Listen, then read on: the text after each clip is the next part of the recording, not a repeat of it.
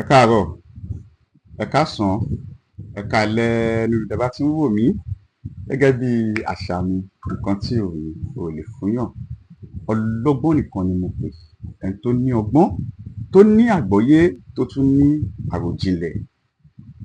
Mo kí gbogbo wa pé a kú ọdún, a kú ìyèdún, a dẹ̀ kú palẹ̀mọ́ ọdún tuntun.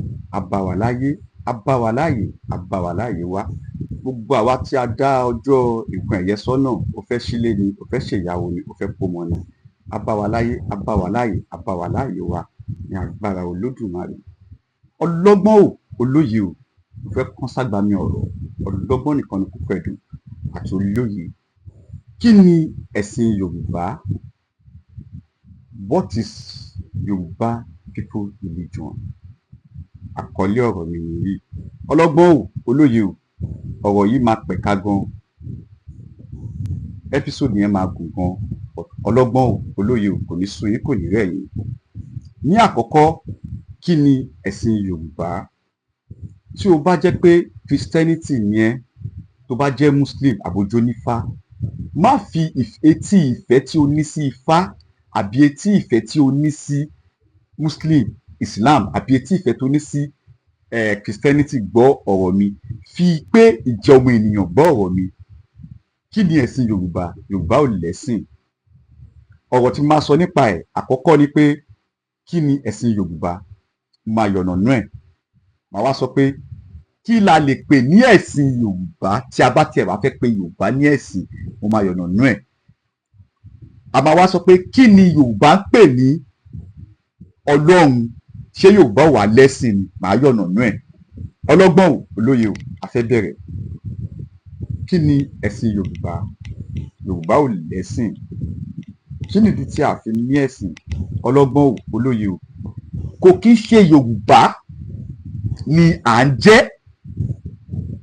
Má gbọ́rọ̀ mi ò, kò kí ń ṣe Yorùbá ni èdè tí à ń sọ yìí. Nígbà tó bẹ̀rẹ̀ sí manipulate tó ń bẹ̀rẹ̀ sí dá púpọ̀ mọ́ ṣàpà tí wọ́n ń pìtànkítàn, ibẹ̀ ló ti fún wa ní orúkọ burúkú tá à ń jẹ́ yìí. Àwa kọ́ ni Yorùbá. Yorùbá ò lẹ́sìn. Kò kí ń ṣe Yorùbá. Tó bá fẹ́ mọ ìtumọ̀ Yorùbá, kò kí ń ṣe Yorùbá gangan là ń jẹ́, but ibòmíì ló ti sọ wá ní Yorùbá. A ní ẹ̀sìn torí àṣà àti ìṣe wa ní ẹ̀sìn ló ń pè ní ẹ̀sìn wa. Kò dẹ̀ kí ń ṣe àṣà wa ní ìṣe wa. Inú ìṣe wa ló ti máa yọ ẹ̀sìn. So kò dẹ̀ a dẹ̀ kí ń pè ní ẹ̀sìn. Yorùbá ò lẹ́sìn. O lè jẹ́ ọmọ Yorùbá, o lè jẹ́ ọmọ Kúùtù Òjíire, kó má ní ẹ̀sìn. Nǹkan tí ẹ tún wá ń pè ní ẹ̀sìn ní ilẹ̀ Yorùbá ni pé o lè jẹ́ ọmọ Yorùbá kó máa bọ Ọ̀ṣun, kó máa bọ Ṣàngó, kó máa bọ Ọya, kó máa bọ gbogbo tó bá wùn ẹ́ kó máa bọ. Ọtí ń pè ní ẹ̀sìn nìyẹn pé òun sin Ṣàngó, òun sin Ọya, òun sin Ọ̀ṣun, ìyẹn ẹ̀sìn. But ní ilẹ̀ Kúùtù Òjíire gangan a lẹ́sìn. Yorùbá ò ní ẹ̀sìn, a ní ẹ̀sìn, a ní nǹkan tó náà ń sìn ní ilẹ̀ Yorùbá. Tí ẹ bá tún wá fẹ́ pe nǹkan kan ní ẹ̀sìn ní ilẹ̀ Yorùbá, òun ni ìṣẹ̀ṣe. Kí là ń pè ní ìṣẹ̀ṣe? Àṣà àti ìṣe wa, òun lẹ sọ di religion mọ́ wa lọ́wọ́. Kò kí ń ṣe ẹ̀sìn. Yorùbá ò lẹ́sìn.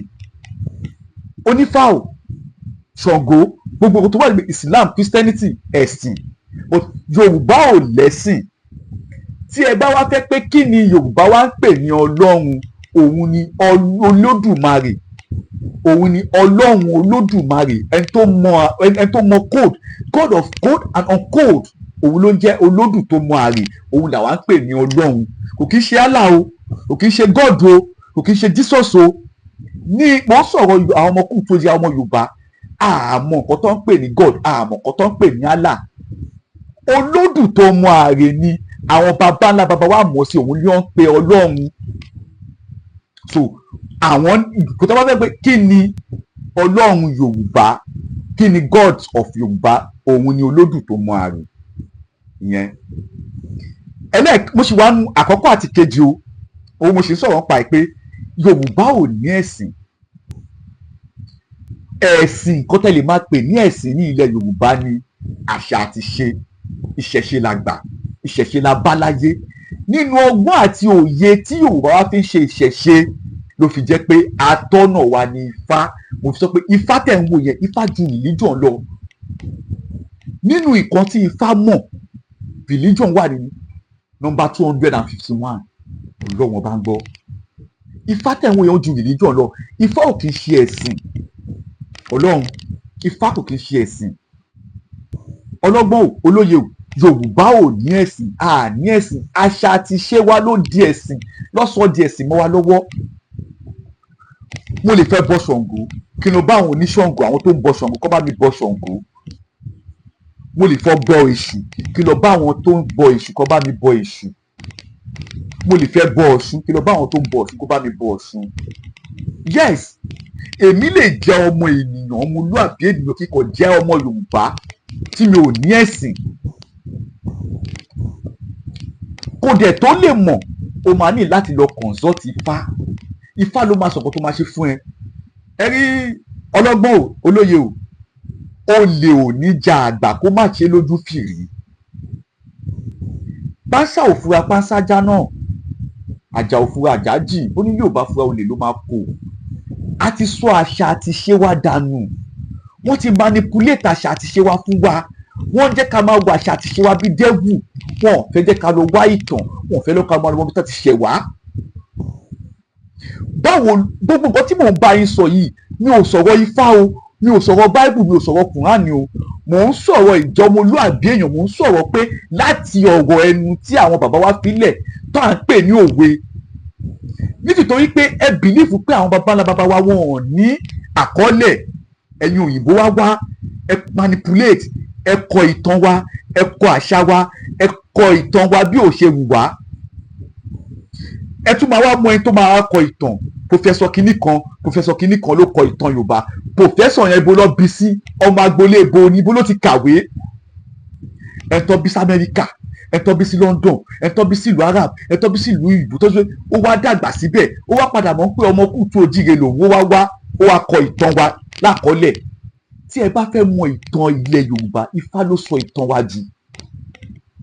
But nítorí pé ó ti manipulate pé Ifá is a devil, is oracle, is kò ṣe kan tí ò da. Ẹ wá manipulate pé ẹni tó bá ti lọ ń consult Ifá, ẹni tó bá ti ń ṣe kìíní, ẹ ti categorize gbogbo ẹ̀ sí religion. Yorùbá a ní òrìṣà. Bẹ́ẹ̀ ni àwọn òrìṣà wa, àwọn tó ń pè ní òrìṣàgá, nínú àwọn òrìṣà wa, àwọn ancestors wa, àwọn ancestors wa yẹn, èyí ẹ ti ń gbé mi lọ síbi tí ò yẹ kí n yà sí, ẹ ti ń gbé mi lọ síbi tí ò yẹ kí n yà sí. Kí ni ẹ̀sìn Yorùbá? Ó máa pẹ̀ka gan. Episode 1 la wà yìí. Ìkan méjì mo sì ń sọ nípa ẹ̀, mo sì ń sọ̀rọ̀ pé kí ni ẹ̀sìn Yorùbá àti pé kí la lè pè ní ẹ̀sìn Yorùbá. Number 1, Yorùbá ò lẹ́sìn. Ìdáhùn àkọ́kọ́ nìyẹn. A ní ẹ̀sìn. Àti Ifá o, àti Muslim àti Christian, gbogbo ẹ̀sìn báwọn, Yorùbá ò ní ẹ̀sìn. Ifá ò dẹ̀ kì í ṣe ẹ̀sìn. Tẹ́ bá rí ẹni tó bá ní pé Ifá lòun, kò kì í, ẹ má sọ pé ó ń sin Ifá, kò kì í sin. Oh my God. Kí ló dé tẹ́ fi máa lọ ń bá àwọn àfáà? Kí ló dé tẹ́ fi lọ ń bá àwọn pásítọ̀? Kí làwọn pásítọ̀ yẹn, kí làwọn àfáà yẹn consult, kí làwọn ń ṣe, kí la máa pé tí wọn. Ṣé rí ibi tá ti ní problem ni pé àwọn èdè kan wà nínú èdè wa ní ilẹ̀ Kútú Òjíire pé òyìnbó wọn ò rí nǹkan fún èdè yẹn, wọn ò ní translation fún kinní yẹn, but ní ọ̀dọ̀ tiwọn nǹkan táwọn bá ti pè a máa wá ní translation fún lọ́dọ̀ tiwa, èdè manipulate ẹ̀, ibẹ̀ láti ní problem. Èṣù tó ń sọ èṣù láàrin ògiri òkú tó ń sọ èṣù is not a devil and it's not a Satan that is inside Quran, that is inside Bible. Èmi ò ní gbà yẹn fún yín. Èṣù tẹ́ ẹ bá lọ wá ìtàn èṣù gangan tí àwọn bàbá ńlá bàbá wò gan, kí lè tọ́ ẹ sọ ọmọ ní èṣù lékè, èṣù yẹmí, èṣù gbèmí, ọláìlú, ọláyẹmí, ifágbèmí, ifágúnlù, ṣàngólékè, èṣù yẹmí, ajíbó, like orúkọ ọmọ nìjánu ọmọ. Bóyá Amẹ́ríkà ló wà ní o, bóyá London ló wà ní o, gbogbo tó bá wù kó wà láyé yìí, tí o bá ti mọ bí orúkọ ẹ ṣe sound, wà á ti mọ bí tẹ́ ti wá ní inú ayé. O dẹ̀ gbọ́dọ̀ wá àṣà àti ṣe ń lọ. Àwọn ọmọ Kútú Òjíire àwa la ní DNA.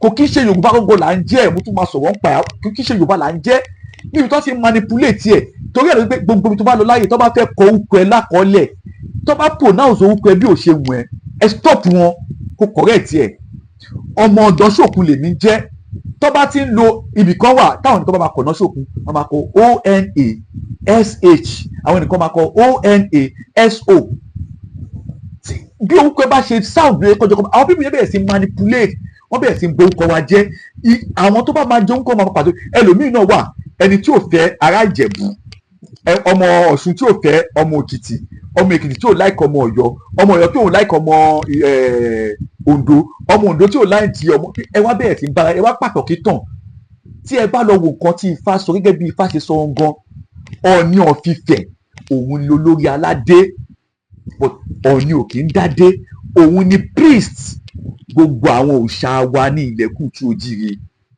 Aláàfin ló máa ń dádé torí pé jagunjagun l'Aláàfin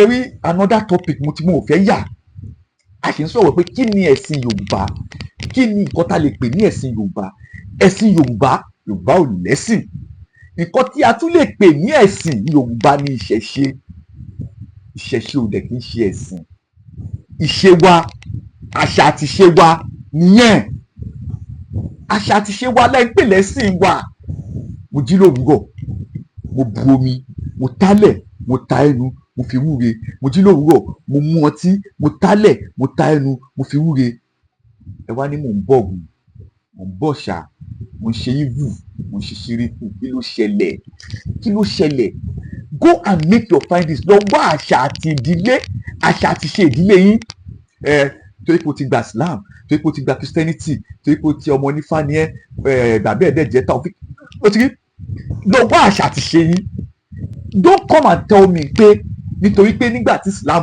dé nígbà tí Christianity dé ọwọ́ gbà kọ́ṣọ̀ wa dànù ìrọ̀lẹ́ ń pa fún yín mọ̀ nígbà yẹn fún yín ṣé gbogbo kọ́ṣọ̀ wa ni ò dára rárá ni ẹni tó bá ti bú àwọn àgbà ọjọ́ yẹn ó bu bàbá ńlá bàbá ẹ̀ mọ́ nìyẹn àwọn tèmi dá o ìdílé rẹ̀ mo ti jáde orúkọ rẹ̀ mo jẹ́ bẹ́ẹ̀ ni tí ò bá ti lè appreciate nǹkan tó ní àkàrà ojúde bàbá wa wà níyọ̀ gbogbo ọmọ wa sàṣà láfẹ́ nìyẹn ẹ rí kí lẹ́sìn Yorùbá ò lẹ́sìn mò ń bọ̀ bí ò tí ì dé ẹni tó bá ní kí n má dé mò ní dé bá àwọn máa tẹ̀síwájú kí ni ẹ̀sìn Yorùbá ní episode 2 ọlọ́gbọ́n nìkan ni mo pè ẹni tó ní ọgbọ́n tó ní àgbọ́yé